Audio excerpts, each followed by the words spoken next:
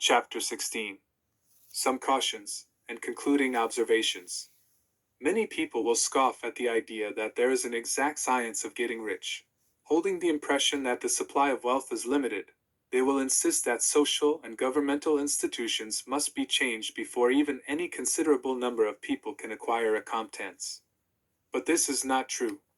It is true that existing governments keep the masses in poverty. But this is because the masses do not think and act in a certain way.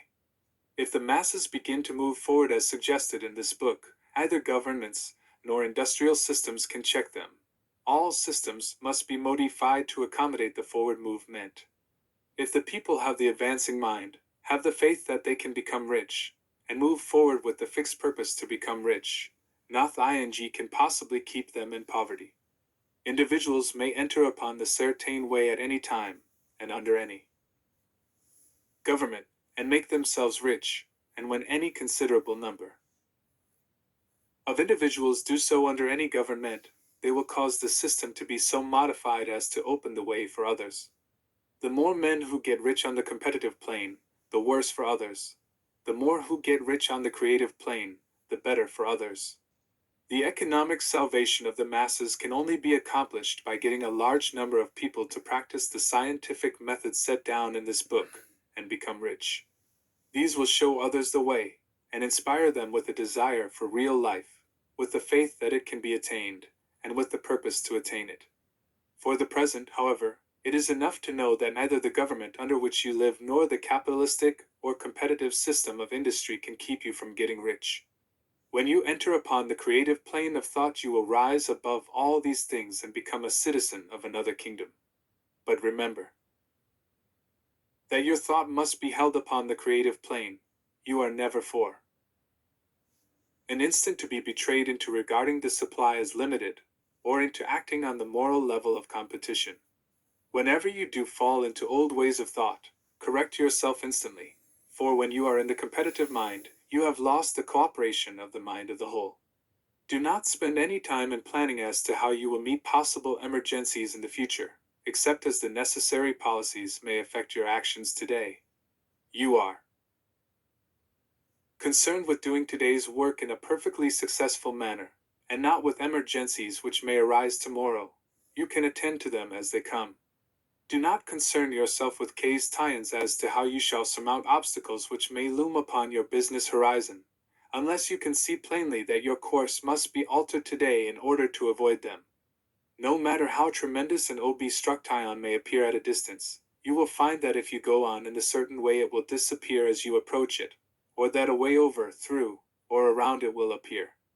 No possible combination of circumstances can defeat a man or woman who is proceeding to get rich along strictly scientific lines. No man or woman who obeys the law can fail to get rich, any more than one can multiply 2 by 2 and fail to get 4.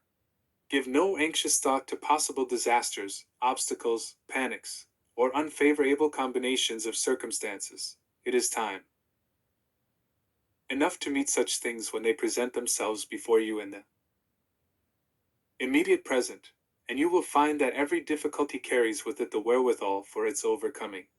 Guard your speech. Never speak of yourself, your affairs, or of anything else in a discouraged or discouraging way. Never admit the possibility of failure, or speak in a way that infers failure as a possibility. Never speak of the times as being hard, or of business conditions as being doubtful. Times may be hard and business doubtful for those who are on the competitive plane, but they can never be so for you. You can create what you want, and you are above fear.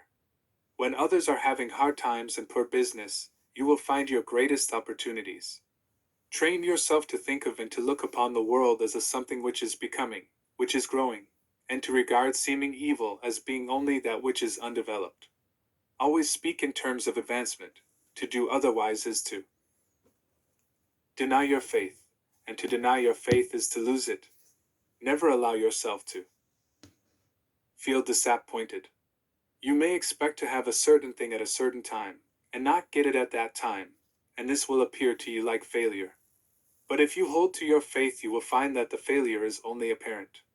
Go on in a certain way, and if you do not receive that thing, you will receive something so much better that you will see that the seeming failure was really a great success.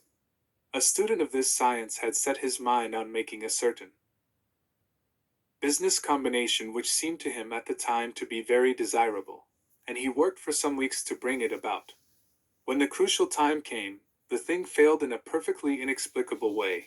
It was as if some unseen influence had been working secretly against him. He was not disappointed. On the contrary, he thanked God that his desire had been overruled, and went steadily on with a grateful mind. In a few weeks an opportunity so much better came his way that he would not have made the first deal on any account, and he saw that a mind which knew more than he knew had prevented him from losing the greater good by entangling himself with the lesser. That is the way every seeming failure will work out for you, if you keep your faith, hold to your purpose, have gratitude, and do, every day, all that can be done that day, doing each separate act in a successful manner. When you make a failure, it is because you have not asked for enough. Keep on, and a larger thing than you were seeking will certainly come to you. Remember this. You will not fail because you lack the necessary talent to do what you wish to do. If you go on as I have directed, you will develop all the talent that is necessary to the doing of your work. It is not within the scope of this book to deal with the science of cultivating talent, but it is as certain and simple as the process of getting rich. However, do not hesitate or waver for fear that when you come to any certain place you will fail for lack of ability. Keep right on, and when you come to that place, the ability will be furnished to you. The same source of ability which enabled the untaught Lincoln to do the greatest work in government ever accomplished by a single man is open to you. You may draw upon all the mind there is for wisdom to use in meeting the responsibilities which are laid upon you. Go on in full faith. Study this book.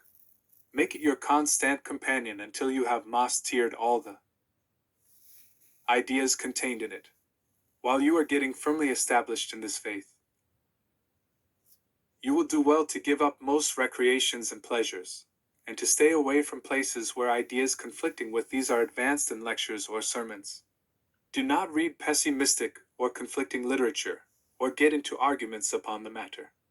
Do very little reading, outside of the writ airs mentioned in the preface. Spend most of your leisure time in contemplating your vision, and in cultivating gratitude, and in reading this book. It contains all you need to know of the science of getting rich, and you will find all the essentials summed up in the following chapter.